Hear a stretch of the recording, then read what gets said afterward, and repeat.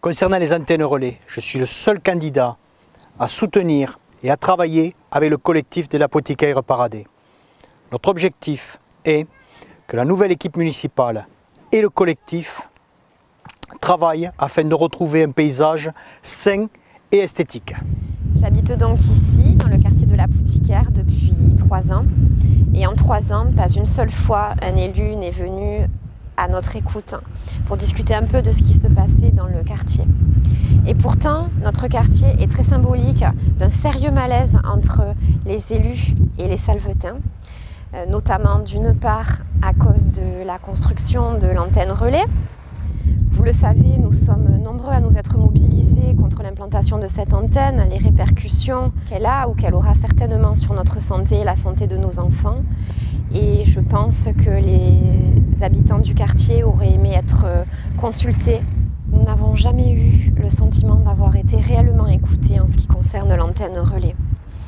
D'autre part, dans ce quartier extrêmement peuplé, donc notamment de familles, de jeunes et d'enfants, nous avons également un gros problème de desserte en transport qui est totalement ignoré par l'équipe actuelle. Nous proposons également d'organiser les transports. À l'heure actuelle, le bus 55 dessert qu'une toute petite partie de la commune et les autres bus sont des bus régionaux, départementaux qui sont absolument pas pratiques et qui ne desservent pas la totalité de la commune. Donc dans le projet Cap Avenir, le transport est un point très important. Nous allons réorganiser les navettes qui existent. Les véhicules existent aujourd'hui dans la commune, donc nous allons réorganiser ces navettes de façon à pouvoir desservir l'ensemble de la commune pour tous les salvetins. Ce qui fait qu'une fois ce chemin mis en place, ce tracé mis en place, il y aura environ moins de 300 mètres pour chaque habitant avant de rejoindre un arrêt de bus. Cap Avenir est une liste jeune et engagée. Depuis le 20 avril 2013, date de lancement de la campagne, nous avons été à la rencontre des salvetins afin de construire avec eux et pour eux notre programme. Je suis fier et heureux de ce groupe et de sa popularité. Je suis fier que Cap Avenir soit la seule liste qui intègre égalitairement des jeunes dans ses rangs. Et bien évidemment, une attention particulière à Corinne Barber qui a la responsabilité de prendre en charge toute la partie sociale et également tout ce qui est soutien et aide à la jeunesse, épaulé par Valérien Barber et Manon Évrard. Ils ont vocation à devenir délégués de la jeunesse, afin de développer et aider la jeunesse salvetaine. Ils disposeront de moyens financiers, mais également de tout le soutien et toute l'aide de la mairie en termes de logistique et en termes de bureaux. Corinne Barber a fait un travail formidable afin de collecter, rassembler tout ce qui était existant et une réflexion avec un parcours au niveau de la Salvetat Saint-Gilles pour développer et améliorer l'existant. Je parle du CCAS, mais je parle également de toute l'action sociale qu'une mairie doit apporter. Vous estimez ne pas avoir été assez consulté en ce qui concerne les nombreuses constructions en cours, la destruction de notre patrimoine naturel et boisé, la destruction de notre patrimoine historique ou encore la construction de la crèche des Paradais. Vous nous l'avez confié, vous souhaitez être davantage informé en ce qui concerne les décisions prises par rapport à votre lieu de vie, c'est-à-dire à votre quartier. Mon engagement avec Cap Avenir est de permettre aux salvetins de participer au débat démocratique en étant avant tout mieux informés et plus souvent, mais également en mettant à la disposition de chacun les moyens de donner son avis et ainsi de participer réellement et de peser réellement sur les décisions de l'équipe municipale. Mon projet avec Cap Avenir est de créer un lien de proximité et d'échange direct entre la mairie et les habitants par le biais d'un élu dans votre quartier à votre écoute. Alors, comment cela est-il possible? C'est très simple. Nous allons créer des comités de quartier avec à leur tête un élu référent dont vous aurez les coordonnées et qui sera à votre écoute dans votre quartier. Cet élu pourra donc faire remonter immédiatement vos questions, vos inquiétudes à la mairie et de même, il pourra vous transmettre les informations qui vous concernent car elles impactent directement votre quartier.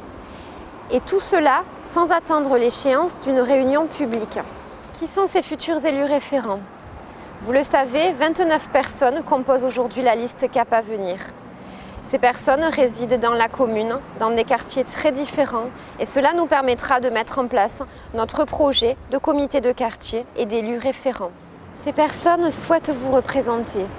Qui sont-elles? Des retraités, des ingénieurs, une assistante maternelle, une monitrice d'auto-école, un ouvrier du bâtiment, soudeur, un dentiste. Et nous sommes tous répartis sur la commune, comme vous pouvez le voir sur la carte. Il y aura donc toujours un élu pour vous donner la parole et pour vous écouter. Il me semble important que la consultation des habitants puisse se faire en amont des projets, directement sur le terrain près de chez eux, et non pas lors d'une réunion publique encadrée. Parce que nous ne pouvons pas faire évoluer la Salvetat sans le concours plein et entier de ses habitants. Cap Avenir souhaite rendre la parole aux Salvetins et donner plus de place à la démocratie participative. Notre village, bien que meurtri, a de grands atouts. Les espaces agricoles bordant les terrains de rugby. De même, le lieu-dit La Bourdasse, en partant en direction de Plaisance, sont et seront un atout pour la Salvetat Saint-Gilles. Les associations, les employés communaux, les professionnels et toutes les personnes qui œuvrent à la qualité de vie de notre commune doivent être aidés par la municipalité. Le projet Cap Avenir est la seule liste qui propose une approche prévoyante et rassurante pour notre avenir. Bonjour, je suis Patricia Piellet. Je suis salvetaine depuis toujours et je m'engage avec l'équipe Cap Avenir parce que je partage les mêmes valeurs qu'eux. J'ai envie avec ce groupe de redynamiser notre commune qui en a bien besoin. Avec mon équipe, nous allons nous concentrer sur deux grands axes. La valorisation de notre patrimoine et l'animation. Mise en place d'un grand marché de plein vent au centre de notre commune en valorisant les producteurs locaux et les commerçants salvetins. L'animation. Nous avons l'intention pour les salvetins, lors des périodes estivales, de créer un cinéma de plein air. Nous avons l'ambition pour notre commune et au-delà de la Salvetat de créer un salon régional du bien-être et de la médecine douce. La valorisation de notre commune passe par son rayonnement culturel, mais la culture, c'est également l'histoire. La promotion culturelle de notre commune doit être partagée à travers l'héritage de notre château Raymond IV, mais aussi de la culture occitane. C'est pourquoi nous avons l'intention de créer un grand festival médiéval pour refaire vivre la Salvetat. Je m'engage avec mon équipe au sein de Cap Avenir à créer de bonnes relations et à tisser des liens soudés entre l'équipe municipale, les clubs sportifs et autres associations culturelles. Tout ceci afin de redynamiser notre commune et d'assurer une bonne cohésion entre salvetins et salvetaines. La baisse de nos impôts locaux et le retour à l'équilibre des comptes municipaux sont parfaitement réalisables, bien que nos détracteurs disent le contraire. Ils jugent cela inaccessible, ils ont raison, ils n'y sont jamais arrivés en plusieurs mandats. Eh bien, les compétences de Cap Avenir, avec notre énergie, nous y arriverons. Le retour à l'équilibre en préservant le pouvoir d'achat des salvetins, c'est notre priorité. Je m'appelle Gamal Nassila. Je suis économiste de formation et je suis entrepreneur. J'ai intégré la liste Cap Avenir avec à sa tête Jean-Louis XVI, c'est parce que je me retrouve dans les principes, les qualités qu'engendre cette équipe. C'est une équipe diversifiée, nouvelle, ambitieuse, qui a envie de faire quelque chose de nouveau pour la Salvetat Saint-Gilles. Gérer le budget d'une commune ou les finances d'une commune comme la Salvetat, ce n'est pas quelque chose de facile, c'est vrai. Mais on regarde tout ce qui a été fait jusqu'à maintenant sur les 2 derniers mandats où j'ai pu acquérir quelques informations au niveau des données de l'État, je me rends compte que les équipes précédentes ont géré la commune d'une manière où ils ne faisaient que dépenser les recettes acquises au niveau de la commune. On ne fait que les dépenser, quitte à les dépenser à tort et à travers. Ça, c'est une vérité. Pour la simple raison que rien que sur les recettes des 10 dernières années, c'est-à-dire elle englobe les 2 derniers mandats, nous sommes passés de dépenses de 3 millions d'euros à des dépenses en 2013 de 7 millions d'euros. Ces dépenses-là ne servent qu'à faire fonctionner notre mairie et s'occuper de l'existant. Sur les 7 millions d'euros, nous avons presque 1 million d'euros que nous réservons en moyenne sur les 10 dernières années pour l'investissement. Et cet investissement que nous faisons chaque année, d'après la moyenne et sur les données que j'ai pu avoir, nous investissons presque 3 à 4 millions d'euros par an. Mais au fait, quand on regarde notre ville, la Salvetat-Saint-Gilles, nos investissements, moi, vraiment, personnellement, j'en suis pas fier. Il m'arrive de recevoir des invités, mais je vais vous dire, je n'ai pas grand-chose à leur montrer. Depuis 2000 jusqu'à 2013, nous avions le village de la Salvetat-Saint-Gilles. Nous sommes toujours dans un village de la Salvetat-Saint-Gilles.